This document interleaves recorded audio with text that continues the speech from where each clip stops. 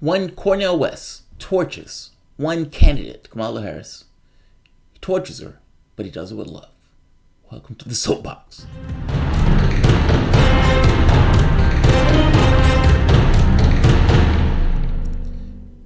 My name is Jamarl Thomas. This is the Progressive Soapbox, and yes, I love Cornel West because Cornel West has the tendency to do it in almost a preacher-like way when he's going after somebody. But he is going after her nevertheless. The reporter brings up Bernie Sanders, saying that Bernie Sanders slips in a polls. Now, individual polls, I think, in California shows Bernie Sanders slipping into fourth, I think. But those are the polls in California. We haven't even gotten through the debates yet, so a huge amount of value can't necessarily be applied to him. However, in that first debate, Kamala Harris was able to distinguish herself going after one Joe Biden, who seemed surprised by the whole incident, that he was being hit on this very particular contentious issue in and of itself. Cornel West is asked about this. Now, he's asked about this in the context of, hey, other people in the race are doing well. Shouldn't Bernie Sanders consider throwing his support behind other people in the race? Again, 2 years out from voting, haven't even gone through the debates. We went through one debate, and she's already talking about Bernie Sanders throwing his support behind somebody. It is nonsense. Cornel West shut that down magnificently. So let's take a look at Cornel West shutting down a CNN reporter that is asking him about Bernie Sanders throwing his support behind another candidate. Again, have not even gotten through the debates yet, and this is what they are doing. So let's... 50% of the three individuals having wealth equivalent to the 50% population in the United States. So that we welcome, Senator and Sister Harris's movement in this, like anti-Jewish, anti-Arab, anti-Muslim of the debate. It's just a matter now of acknowledging the establishment in the Democratic Party is on. All right, so let's start back here. So the basis of this conversation, the way it starts is these guys are unraveling, and you can understand why. There was a hegemonic shift. That shift is wrong. Well, yeah, shift is right. In the perspective of lefties seeing themselves, they start taking a back seat, and at least not doing so without a huge amount of complaining, bitching, and moaning about the fact they are doing so. Cornel West's point is, at the point where they lost that election to Trump and lost the House, the Senate, the Supreme Court, 1,300 seats all throughout the United States, the notion of legitimacy eroded. In which case you had this kind of God, this is a very specific word for it, but basically interregnum. You had an interregnum. You had a leadership challenge. It was unclear on who was the power position in the party itself, in which case there's somewhat of a fight for it. The left doesn't accept the legitimacy of the Democratic Party's ruling order, in which case there's a fight back and forth on who's going to be the sovereign within the context of the party. Cornel West's point is, these guys are unraveling. They're unraveling. I mean, ultimately, the conversation that they're having in the debate is Sanders' point of view. This notion of whether you agree or disagree with it, but at the very least, the point of view or the conversation is being created around what Sanders wants. His point is that these guys are unraveling. What has been considered the normal status quo for the last 40 years is falling apart. So let's start him here. Dear brother, Bernie Sanders has a consistent ethics. At the very moment in which Biden's working with Jesse Helms on this amendment to make sure there's no state-sponsored busing to desegregate schools, Bernie Sanders is getting arrested with Martin King and the others fighting for not just integration, but for busing as well. So the problem is that you and I know, we live in the political age of Bernie Sanders. Everybody's got to talk about medical care for all. Everybody's got to talk about $15 for a living wage. Everybody's got to talk about what are you going to do with student debt. Bernie wants to eliminate it. We've come now to the context in which Bernie Sanders is setting the tone and the terms of the debate. It's just a matter now of acknowledging the establishment in the Democratic Party is unraveling. That's what we're witnessing. That's what we're seeing. And your skepticism of Joe Biden's apology and the comments we heard from him today. Do you believe he's a racist? Oh, no. I don't think he's a racist in terms of having any kind of ill intent or malicious orientation. But I've said before, I think white supremacy, like male supremacy, like anti-Jewish, anti-Arab, anti-Muslim, anti-Palestinian, any elements are shot through us. I've got white supremacy inside of me. Does that make me a racist? No. I love that he said that. God, I love that he said that. Because I've often made this argument: is it really the individual's fault if you're in a society that dumps certain things in you, certain things that was historical precedent? There's no point in which history kind of separates itself.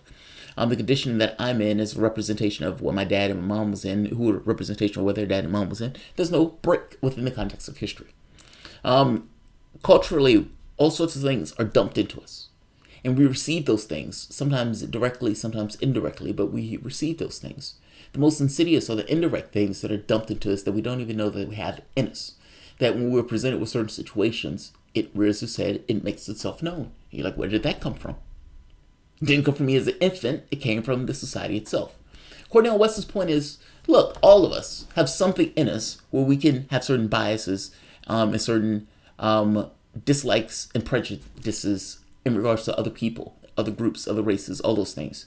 And we push back against those things with certain other programming that says those things are nonsense or those things are wrong, or we should necessarily overtly attain those things, because ultimately the same way we're being having a perspective of people, who we're talking about, by the way, people, those people are human beings just like us. And in the same way we have certain preconceptions about the world, they also have certain preconceptions about the world. We are human beings. That's his point. They're human beings. Now, whether or not you give into those biases is a secondary issue. Secondary. His issue with Joe Biden is not so much that Joe Biden is racist. His issue is that Joe Biden was willing to use these racists in making his political point on civility. That's been my issue. It's not the point on civility. It's the people you use to make that point.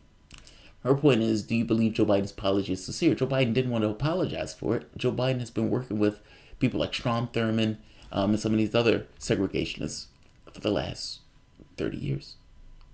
Let's hear Cornel. I try to conquer it every day. Does Brother Biden have white supremacy inside of him? Yes, he does, but he fights it every day too. It's not a matter of being pure press steam when we talk about racism in this regard. The question is, do you allow it to triumph? Do you allow it to overflow? Now, Brother Trump, he's relatively unsuccessful in this regard when it comes to xenophobia, women, blacks, Mexicans, Muslims, and so forth. But as human beings, we all are wrestling with this on the inside. But most importantly, when you look at the Bernie Sanders campaign, what do you see? Major contributors, Walmart workers, major contributors, teachers, Biden, Harris, Buttigieg, major contributors, elites, those at the top. It's a very different orientation. We are witnessing the awakening of poor and working people of all colors coming together in solidarity to save this democracy, given the political pathology at work in the White House. Let me ask you about Senator Kamala Harris. He's making an exceptionally good point.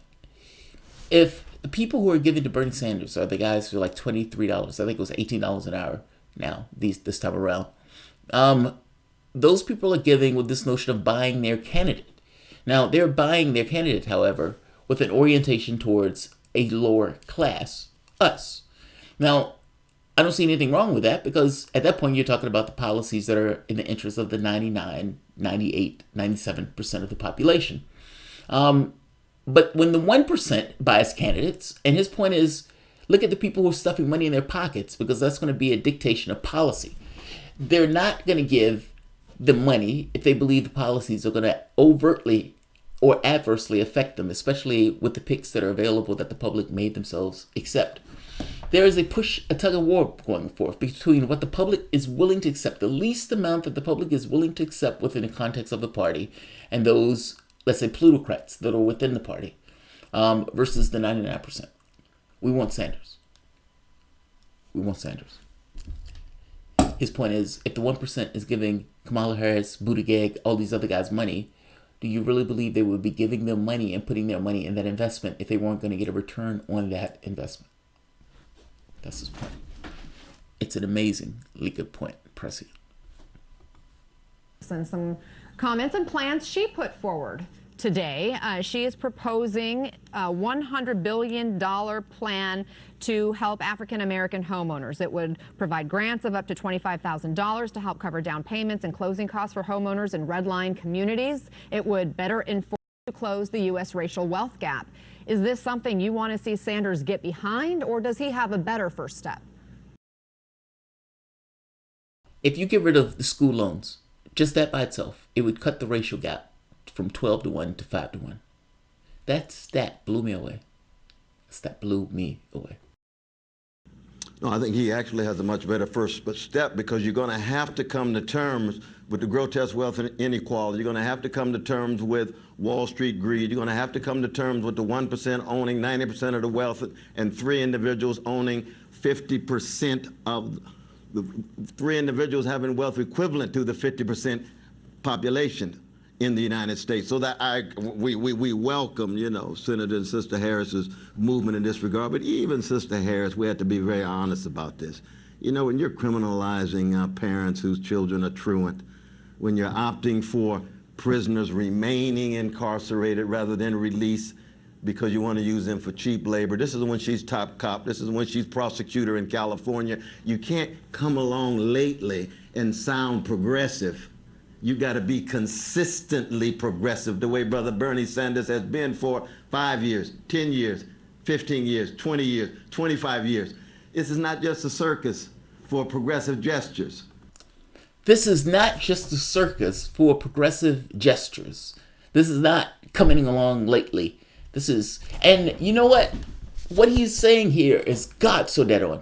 Do you realize that when Kamala Harris was in office in California, she kept inmates in prison longer, or her office kept inmates in prison longer in order to have cheap labor? I mean, they were paying inmates, let's say 8 cents on the dollar, essentially 8 cents away from slavery, in order to fight fires. They might have given them a bump, let's say 16 cents an hour, but to fight fires, paying them like 16 cents on the dollar. And I think I'm being generous to them by saying 16 cents on the dollar.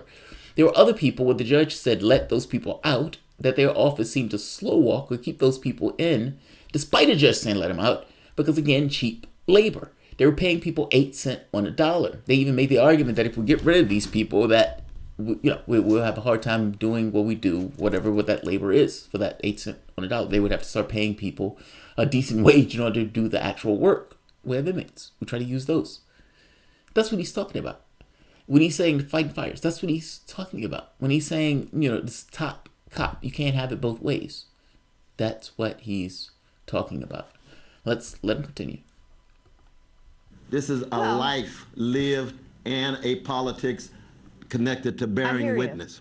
I hear you, and no one can take away from what Bernie Sanders and his movement has already accomplished. I mean, we see what happened in 2016, and it's clear in 2019 that he's opened the door to the progressive wing of the party. That's right. But when you look at polling after the first debate, and even before that first debate, he's been declining, while rivals like Harris, like Senator...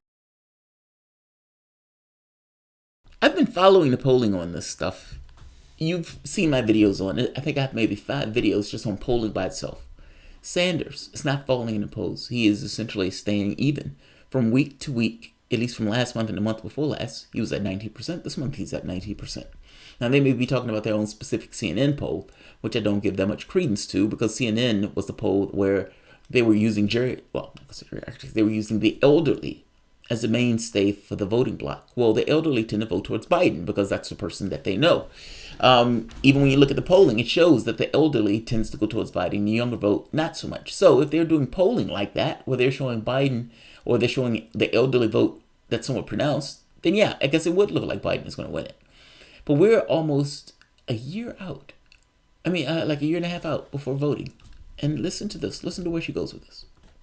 Senator Elizabeth Warren, who also has adopted a number of Sanders policies and has plans to reach some of that, bridge the gap that we've talked about when it comes to income inequality, racial injustices. They're rising in the polls. If the ultimate goal is to beat Donald Trump, could Sanders have more influence rallying his supporters to get behind another candidate? We are 2 years out. We're 2 years out. Are you serious? You were 2 years out, and you're asking one of the campaigns, would they throw their support behind another campaign? Why are you asking this campaign this? Why is this question even in your mouth at all? One debate. I don't like Buttigieg, I don't like Beto, I don't like any of those people, but it never crossed my mind, not once, to ask them, hey, are you going to support the other person if you lose? Try harder. Try harder. Try harder at being a better person. These questions are atrocious. At the very least, that question is atrocious and should not have come out of your mouth. Just saying. Well, I mean, it's just not clear whether any centrist candidate like Biden or any centrist candidate who acts progressive like Harris. And by the way, listen to where he goes with this. Listen to where he goes with this. Cornel West has had his ear apparently on the railroad track of the lefty media space. Because my argument has been, I don't think West or Harris, I don't think Warren can beat Trump, despite her plans. I don't think Harris can beat Trump, despite whatever plans she has. She's disingenuous. Look, her position on busing that she hit Biden for is roughly the same. And even when she was on The View, talking about, we shouldn't, it's horrible that Costa should resign his job because of the soft prosecution. Everyone missing the point that she had the soft prosecution of her own. She had two, apparently. One with the Catholic Church, the other one with Muchin. She is massively disingenuous. Massively. I am skeptical on whether or not she can beat Trump. And this is where Cornel West goes. Harris has a chance of beating Trump. I'm not convinced that they do. I think you have to have a progressive candidate who can generate not just division, energy, and enthusiasm, but actually be a genuine progressive. And the center is collapsing. We've got right-wing populism. We got left-wing populism. Who represents left-wing populism in its deepest form? Bernie Sanders. And it's not even socialism. People talk about it, but it's really left-wing populism. It's an acknowledgement of the dignity and preciousness of poor and working people, no matter what color they are. And so in that regard, I'm not too worried about the polls. I'm not too worried about the Sanders campaign. We are marathoners. We're not worried about the up and down, the flash in the pan, the gesture at a particular debate. We're talking about mobilizing on the ground millions of people, bringing power and pressure to bear in a democratic way so that we can transform this country. As you notice, the earth has been doing some shaking and quaking around here. I got caught in LA airport with the Cornel West is awesome. My wife had the opportunity to meet him once. And I've listened to all sorts of lectures that Cornel West has put out. His talk on James Baldwin is amazing. At one of the forums we were at, Cornel West was giving a speech, and Cornel West says something like you have to be sacrificial for the cause. Like this notion, at one point, he gives a story where Martin Luther King gets dragged in by the cops, and that they're sicking dogs on him, and they're yelling at him and whatnot. They're being outright racist. And Martin Luther King comes out shaking, saying, "This is what we must do for my people to be free." But his point is, he's in that school of thought of sorts to some degree. But when he talks about this stuff, what do he say? He does it with love. But that's a torching. That's an outright torching. Kamala Harris is a Johnny-come-lately. That's essentially his point. She's a Johnny-come-lately.